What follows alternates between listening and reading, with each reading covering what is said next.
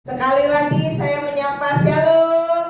Shalom, haleluya. Salam kangen ya, 2 minggu ya kita nggak jumpa. Mohon maaf karena selama 2 minggu itu berturut-turut gereja kita ada acara retreat ya, Bejana Baru dan retreat outbound Youth Fresh Generation. Ya, saudara sehat semuanya? Sehat ya, puji Tuhan. Pagi hari ini kita bisa ketemu kembali, bisa beribadah kembali. Dan hari ini minggu terakhir bulan Juni ya, saya kebagian terakhir di minggu ini untuk menyampaikan kerangka topik tentang membangun keluarga yang mengasihi Tuhan ya. Bapak Ibu Saudara yang dikasihi Tuhan, kalau kita pikir-pikir membangun keluarga yang mengasihi Tuhan itu susah apa gampang ya? Susah ya. Ada yang bilang gampang, ada yang bilang susah. Ternyata tidak mudah. Kalau kita pikir-pikir lagi, jangankan kita yang hidup di zaman ini, yang setiap hari mungkin kuping kita pengeng dengan pemberitaan public figure lah, yang kawin, cerai, selingkuh dan lain sebagainya ya, marak ya pemberitaannya ya, dikonsumsi oleh banyak orang pemberitaan-pemberitaan seperti itu. Kita kayaknya ngedenger kayak gitu-gitu, ya itulah kondisi zaman sekarang. Sampai kita bingung, ini orang berapa kali ya ganti pasangan hidup, udah kayak sendal jepit, gonta-ganti kayak gitu ya.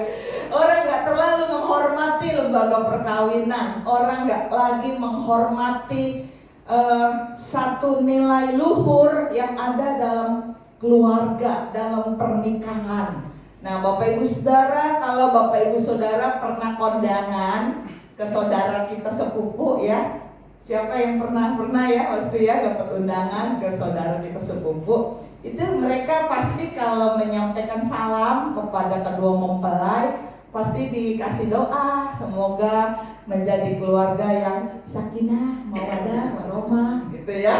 Suka denger ya doa kayak gitu ya.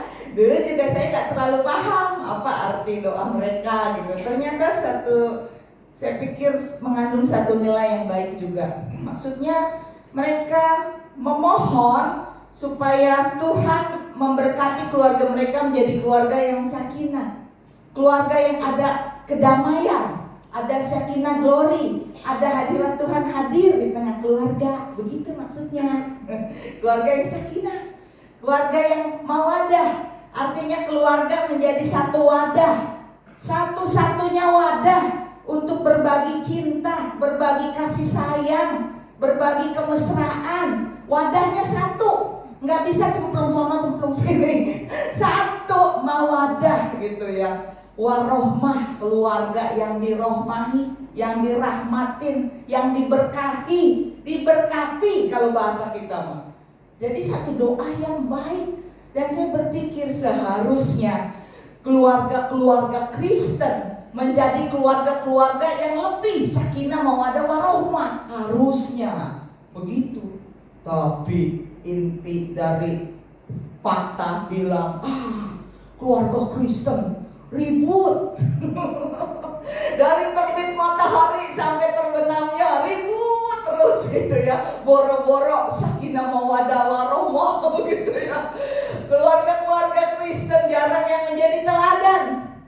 Ya, saya pikir jangankan kita yang hidup sekarang, di zaman Alkitab pun ternyata membangun sebuah keluarga yang mengasihi Tuhan bukanlah perkara yang mudah. Contoh misalnya Samuel itu seorang nabi besar, seorang imam, seorang hakim. Alkitab ceritakan begitu ya. Dari waktu ke waktu dia pergi dari satu kota ke kota lain untuk pelayanan.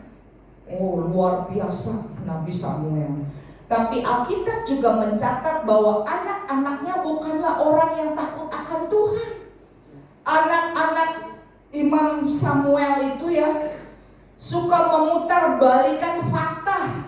Mereka orang-orang yang menerima suap atas satu perkara. Jadi perkara suap menyuap itu bukan hanya terjadi masa kita sekarang ini, tapi udah dari zaman Alkitab dulu pun terjadi. Jadi istilah kata mah KUHP ya, kasih uang habis perkara. Atau maju tak gentar membela yang bayar. Sudah ada di zaman itu, dialami oleh anak-anak dari seorang tokoh besar bernama Samuel. Lalu anak-anak Imam Eli. Imam Eli seorang imam besar juga.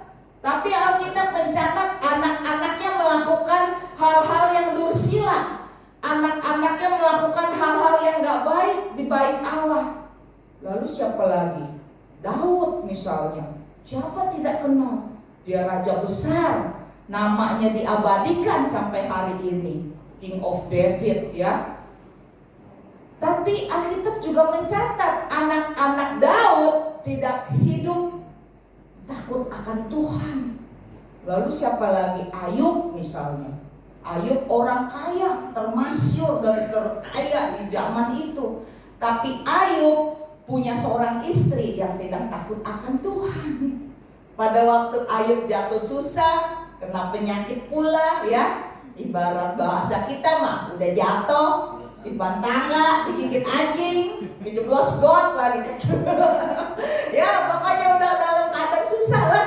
Istrinya bilang, kutuki Allahmu. Istrinya menyuruh Ayub untuk mengutuki Tuhan.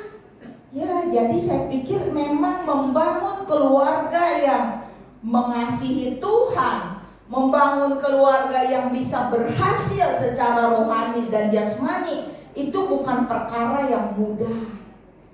Termasuk keluarga saya dan Pak Ginanjar pun sampai hari ini masih berjuang untuk membangun keluarga kami menjadi keluarga yang berhasil, keluarga yang mengasihi Tuhan. Masih berjuang sampai hari ini, tidak mudah.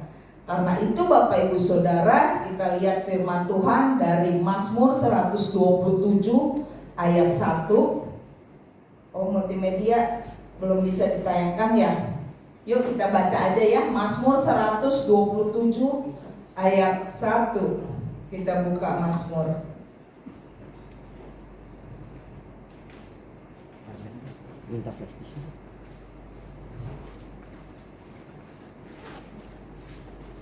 Saya baca Mazmur 127.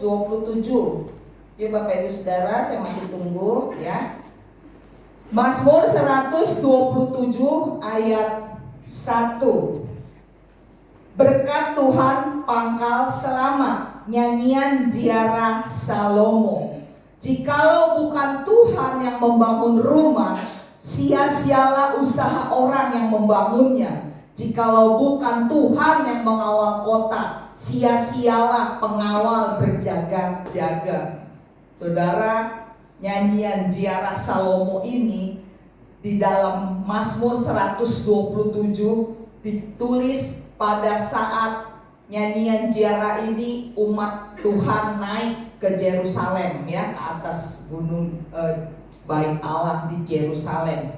Dan Salomo mengakui bahwa kalau bukan Tuhan yang membangun rumah, apa katanya? Sia-sia usaha orang membangunnya. Jikalau bukan Tuhan yang mengawal kota, sia-sialah pengawal berjaga-jaga. Saudara, rumah di sini punya arti yang luas.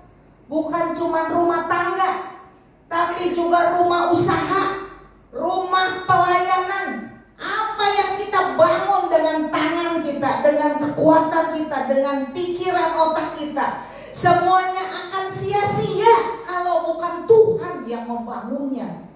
Kita lihat berapa banyak keluarga-keluarga di masa kini hidup serba cukup. Ya, rumahnya tingkat 7, istrinya besar, anjingnya besar, mobilnya besar, sempurna, bahagia kelihatan dari luar, tapi toh berantakan juga. Berakhir dengan gugat-menggugat di pengadilan. Istrinya gugat suami, suami gugat istri, ya. Sia-sia tanpa Tuhan campur tangan. Berapa banyak juga orang bangun rumah usaha, ya. Usaha bisnis dengan kekuatan, dengan kepandaian, dengan modal yang besar. tapi juga banyak yang berguguran. Apalagi masa pandemik dan pasca pandemik kemarin. Banyak juga saya melihat orang membangun suatu rumah Tuhan, suatu pelayanan, tapi juga banyak yang tidak bisa berkelanjutan.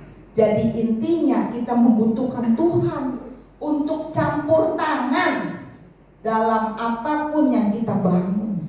Amin, saudara. Saudara yang dikasih Tuhan, di dunia ini kalau kita mau jadi apapun pasti ada sekolahnya. Betul ya Bapak Ibu ya. Kalau saudara mau jadi dokter, saudara harus masuk fakultas kedokteran sampai selesai, ambil spesialis, lanjut lagi. Kalau saudara mau jadi chef masak misalnya, juga ada sekolahnya. Saudara mau jadi apapun ya, jadi tour guide, jadi pilot, ada sekolahnya sampai selesai, sampai saudara menyelesaikan semua disiplin ilmu yang diwajibkan gitu. Nah, masalahnya kalau kita mau jadi istri yang baik, jadi suami yang baik, jadi anak yang baik, sekolahnya di mana? Sekolahnya sekolah di kehidupan ini dan berlangsung seumur hidup. Jadi seumur hidup kita belajar menjadi istri yang baik. Seumur hidup belajar menjadi suami yang baik. Seumur hidup belajar jadi mantu yang baik. Belajar jadi mertua yang baik. Belajar jadi anak yang baik. Nah, sekolahnya di sekolah kehidupan, berlangsungnya seumur hidup karena sekolahnya memang di sekolah kehidupan. Ya, lanjut slide-nya Bapak Ibu Saudara. Ada 3 hal yang kita bisa jadikan acuan bagaimana kita bisa membangun keluarga yang berhasil, keluarga yang mengasihi Tuhan. Ya. Saudara yang dikasih Tuhan, yang pertama adalah milikilah suatu tujuan, ya. Firman Tuhan mengatakan bahwa laki-laki akan tinggalkan ayahnya dan ibunya, bersatu dengan istrinya menjadi satu daging. Ini adalah satu tujuan dalam sebuah keluarga, harus ada tujuan. Kalau pagi hari ini misalnya ya kita berhayal ya Bapak Ibu, pagi-pagi ya. Saya ke gereja bawa mobil apa ya? Mobil apa sih paling mahal? Saya kagak ngerti. Ya pokoknya paling mahal, paling mewah lah gitu ya. Bagus gitu ya. Saya parkir di depan. Lalu di depan saya ajak nih salah satu Bapak Ibu, ayo ikut saya, ayo sok ikut, ayo enggak gitu, ikut. Lalu saudara pasti tanya, emang mau kemana Bu Tuti? Nggak tahu kemana mah, ayo pokoknya ikut aja. Saudara mau ikut gak? Kagak lah, mau kemana kagak ada tujuannya. Jadi tujuan itu suatu yang penting. Kalau saudara order Gojek, Gokar, itu nomor 1 saudara ketik apanya? Tujuannya, selamat pagi Tuti, mau diantar kemana hari ini? Tulisannya begitu ya. Tulisan tuh, Forest Garden, Blok A. Keluar destinasi tujuannya. Jadi tujuan itu satu yang penting. Dalam berkeluarga juga sama. Tujuan adalah sesuatu yang penting. Beberapa pasangan muda yang akan menikah di tempat ini harus mengerti bahwa gereja ini adalah rumah Tuhan dan juga organisasi yang resmi. Jadi yang mau menikah di tempat ini harus memenuhi beberapa syarat. Di antaranya sudah berjemaat minimal 1 tahun. Jadi nggak bisa ucuk. Orang dari ujung Berung langsung datang ke sini mau kawin. Emangnya penghulu di sini. Nggak bisa. Saudara harus berjemaat dulu minimal 1 tahun di tempat ini. Lalu kedua, tidak melanggar administrasi yang dibutuhkan ya. Jadi ada syarat-syarat administrasi, semuanya harus dipenuhi. Karena pernikahan itu adalah tindakan hukum. Menikahkan 2 orang itu berbeda dengan menikahkan si Blacky dengan si Brenda. Ada konsekuensi hukum dalam sebuah pernikahan begitu. lalu tidak melanggar nilai-nilai etika moral berjemaat ya. Jadi ada ketentuan-ketentuan yang kita ajukan dan bersedia mengikuti bimbingan konseling pranikah selama 3 bulan. Saya dan Pak Ginajar akan sanggup mendampingi pasangan suami istri calon mempelai ini untuk masuk dalam pernikahan, dan kami berdua yang bimbing langsung selama 3 bulan dalam 1 minggu 1 kali pertemuan untuk kami ajarkan. Ya, lalu dalam konseling itu biasanya yang pertama akan saya tanya adalah tujuannya menikah mau ngapain. Ada yang bertanya, ya Bu Tuti, kita kan udah saling cinta. Begitu tuh. Lalu saya bilang, coba dipertimbangkan lagi, karena saya dengar mama papa kamu tidak setuju. Lalu saya dengar banyak masalah bagaimana lah yang harus dipertimbangkan. Masalahnya kita udah saling cinta gitu. Ya, kalau cuma cinta doang mah, cinta mah cuma masalah perasaan. Hari ini cinta, besok bisa benci. Nanti aja kalau sudah bermasalah, datang lagi ke gereja, nangis-nangis, saya nyesel kawin Bu Tuti. Ya, gue bilang juga apa, makan tuh cinta. Susah saudara ya, cinta gak bisa jadi patokan. Lalu ada yang bilang, ya saya menikah kan supaya punya anak Bu Tuti, punya keturunan. Ya kalau cuma begitu doang, tujuannya mah apa bedanya kita sama kambing? Lah kambing dikawinin biar punya anak ya, mbak kawinin punya anak, mbak. Apa bedanya? Anak itu cuma berkat ya, berkat yang Tuhan titipkan dalam rumah tangga kita. Tanpa anak pun rumah tangga kita sempurna di hadapan Tuhan. Lalu ada yang bilang, ya Bu Tuti, kita kan mau menikah, lumayan tak kalau punya istri mah. Ada yang nyuciin baju, jadi begitu.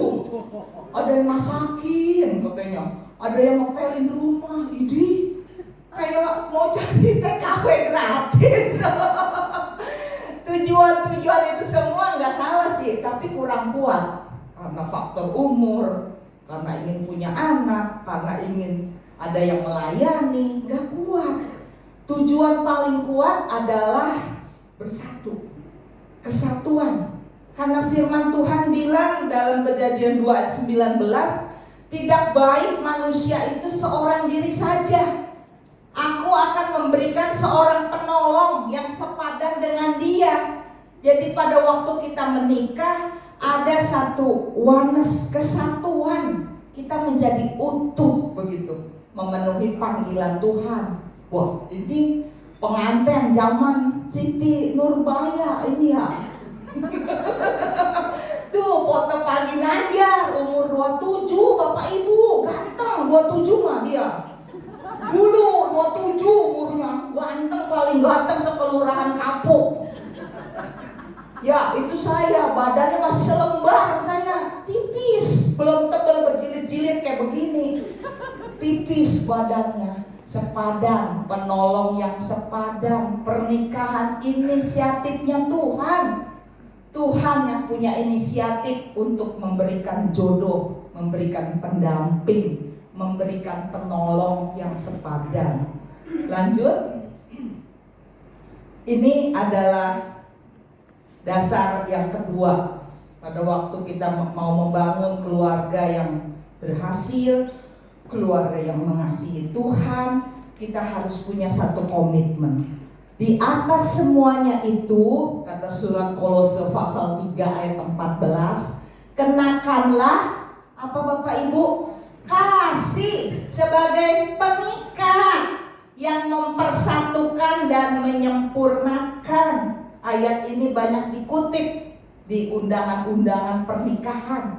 Karena memang benar, pengikat satu-satunya yang bisa mempersatukan dan menyempurnakan hanya kasih.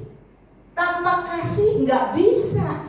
Karena semakin lama kita hidup bersama dengan makhluk yang sama itu, kita semakin melihat kekurangan dia. Hanya kasih yang bisa menutupi kekurangan-kekurangan dari pasangan kita, anak kita, mertua kita, orang tua. Kasih. Jadi pada waktu kita kebentur dengan dia punya kekurangan, ya udah tarik nafas aja dalam-dalam. Buat telan dalam bulat-bulat. Ada kasih Kristus dalam hati saya. Sudah kita terima. Gitu. Saya hidup sudah 25 tahun dengan ini makhluk paling ganteng di bumi dan di sorga. Sudah tahu begitu banyaklah kekurangan beliau. Beliau juga mungkin sama tahu begitu banyak kekurangan saya. Tapi sekali lagi ada satu pengikat yang mempersatukan dan tetap menyempurnakan, yaitu kasih. Saudara, komitmen tuh apaan sih?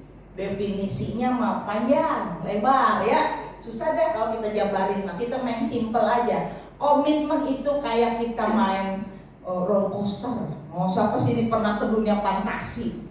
Ya kan ada tuh ya yang naik begitu tuh, wah, ada yang muter, ada yang begini begono tuh di atas ya.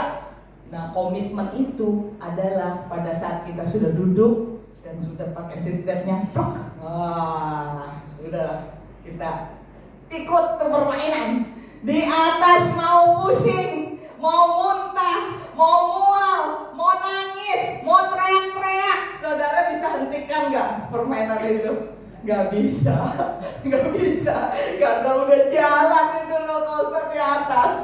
Satu-satunya yang bisa berhentiin pas udah habis. Jadi ya kalau sudah dipanggil Tuhan udah habis. Jadi komitmen itu terikatnya seperti itu. Komitmen tetap bersama apapun yang terjadi. Saudara yang dikasih oleh Tuhan, jangan lihat kekurangan dari pasangan kita, dari keluarga kita. Orang bilang rumput tetangga, Pak, lebih hijau katanya ya dari rumput sendiri ya. Siapa tahu rumputnya palsu, rumput sintetis itu.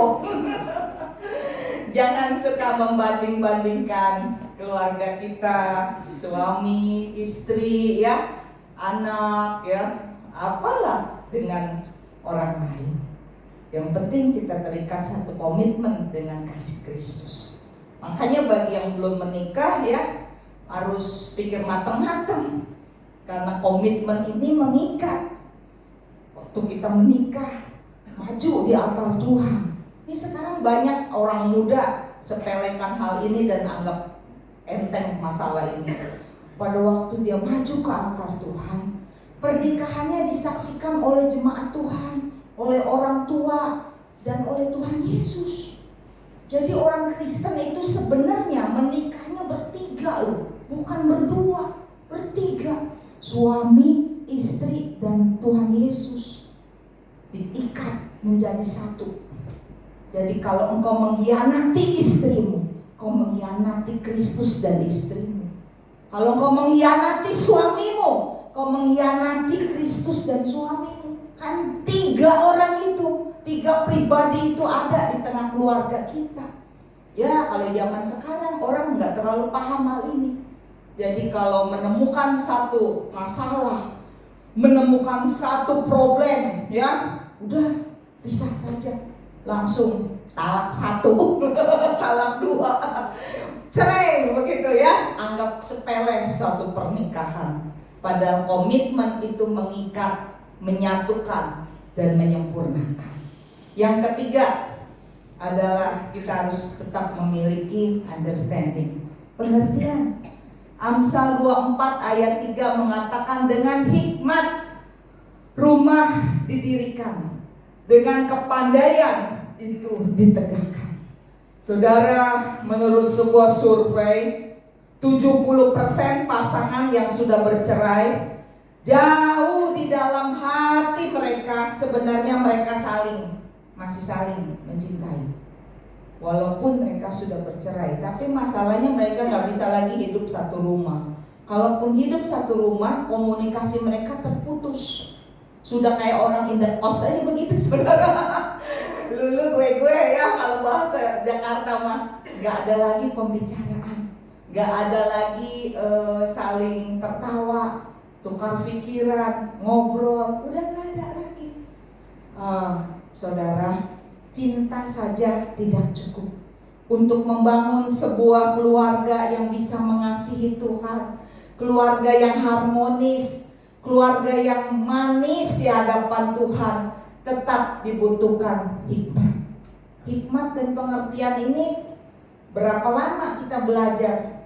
Belajarnya selama pernikahan berlangsung, selama kita hidup dalam keluarga.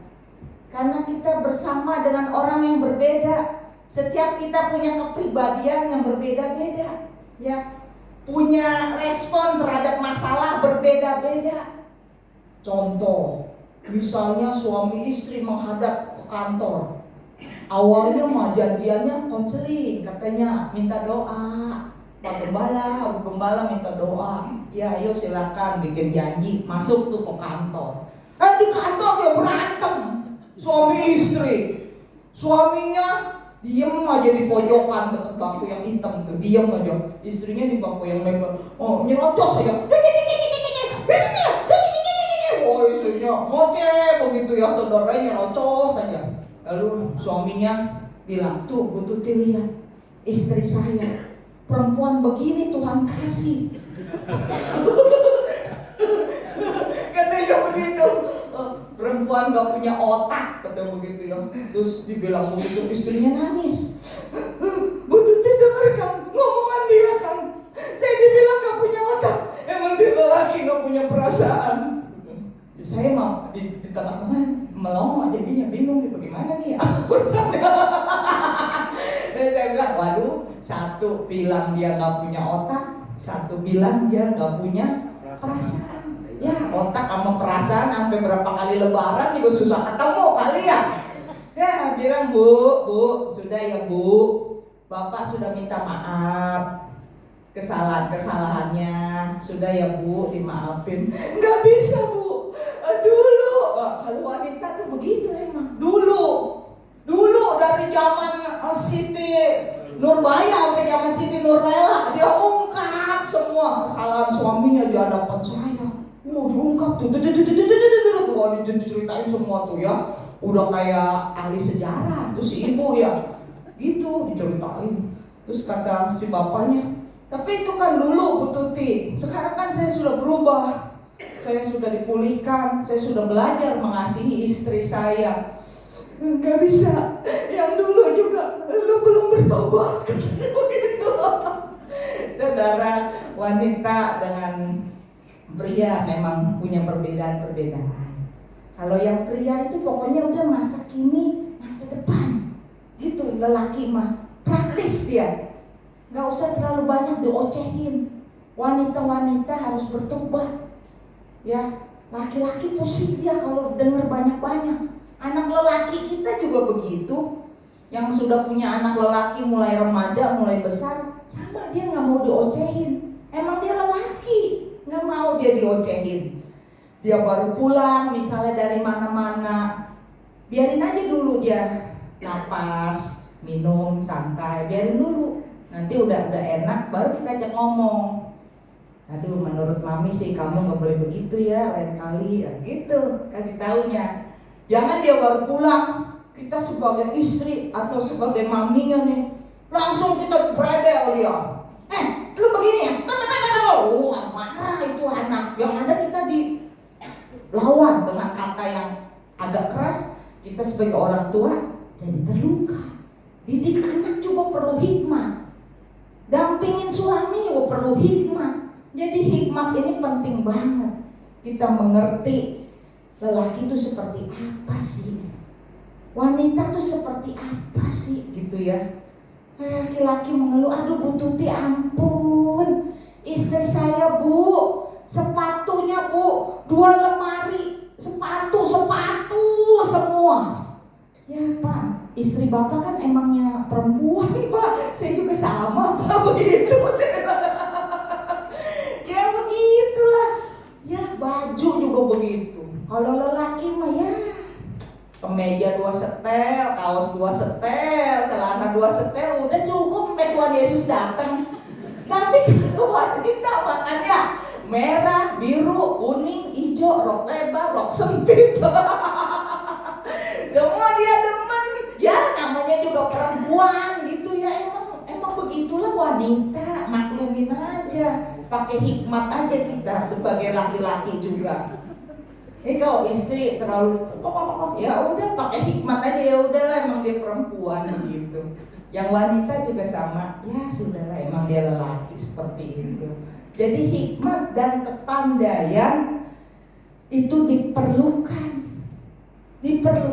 untuk membangun rumah tangga yang baik. Mendidik anak ya sama, pakai hikmat dan kepandaian. Anak-anak saya sudah mulai besar. Saya banyak belajar tentang parenting juga dari buku, dari YouTube, dari Google. Ternyata banyak juga hal-hal yang salah yang saya lakukan dalam mendidik anak. Saya juga bertobat ya, mungkin karena wawasan saya sempit, karena saya mewarisi pola asuh yang orang tua saya bikin ke saya. Jadi diwariskan tuh dari orang tua, didik saya, asuh saya begini, saya terapkan lagi ke anak saya. Banyak hal-hal yang salah. Salah satu korban ya kebanyakan mah itu anak saya yang lelaki nih, yang suka main keyboard, yang kurus-kurus tinggi sekaris. Saya dulu gak terlalu paham cara mendidik anak lelaki. Saya pikir agak sama aja kayak anak perempuan ya, belajar, tekun begitu ya, PR dikerjain, apa dari guru dicatat. Saya pikir begitu. Ternyata beda lelaki mah. Waktu pernah saya terima rapotnya banyak nilai-nilai di bawah KKM. Bahkan gurunya bilang ini anak bisa-bisa kagak naik kelas begitu ya. Saya langsung naik darah. Saya seret dia dari kelas, saya pukulin di depan teman-temannya. Saya bilang kalau sampai naik kelas mama gantung lo ya. Sampai begitu. Sampai dengan kekerasan mendidik anak. Ternyata itu salah. Saya sadar, oh iya saya salah mendidik anak seperti itu. Pas dia sudah mulai SMP, dia menyadari bahwa belajar memang penting, sekolah memang penting. Udah gak usah bawel-bawel juga udah bagus aja nilainya. Gitu, udah bisa baik mencukupi yang gurunya canangkan. Ya Bapak Ibu Saudara yang dikasih oleh Tuhan Yesus, mintalah hikmat, kepandaian daripada Tuhan, kekuatan daripada Tuhan. Karena tanpa Tuhan, tadi Mazmur 127 katakan sia-sia. Hari-hari ini banyak saya melihat anak-anak broken home, ya, anak-anak yang ditinggalkan oleh orang tuanya divorce, bercerai kayak gitu, banyak.